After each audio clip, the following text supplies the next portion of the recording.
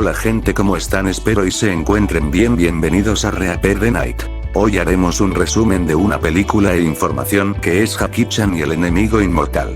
Al agente especial de Hong Kong, Lin Dong, es informado que su hija Shixi, que sufre de leucemia, está en estado crítico.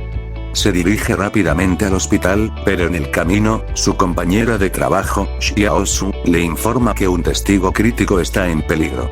El agente Lin se detiene justo afuera del hospital, hace una pausa y regresa para proteger al testigo crítico, el Dr. James. El Dr. James se inyecta una sustancia química almacenada en un corazón mecánico justo antes de que la policía irrumpieron para escoltarlo.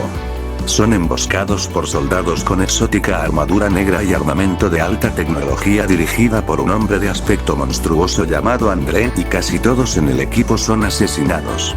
Shixi, mientras tanto, muere en el hospital. Antes de que André pueda reclamar al Dr. James para sí mismo, Lin Dong logra golpearlo contra un tanque de aceite usando su automóvil. Cuando André demuestra ser extraordinariamente resistente tanto al impacto del auto como a las balas que Lin Dong dispara contra él, Lin Dong dispara al tanque de aceite en su lugar, causando una gran explosión. Más tarde, Lin Dong y André demostraron haber sobrevivido, aunque las lesiones de André lo convirtieron en un cyborg 13 años después. En Sydney, Australia, el autor Rick Rogers ha publicado recientemente un libro titulado Bleeding Steel sobre una niña con un corazón mecánico.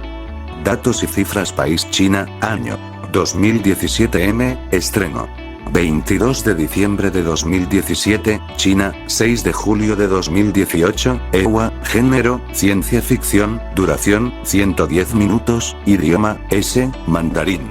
No se les olvide visitarnos en Instagram, Facebook, nos encontrás como Reaper the Night. Si te gustó, suscríbete, dale like y comenta, es muy importante saber tu opinión.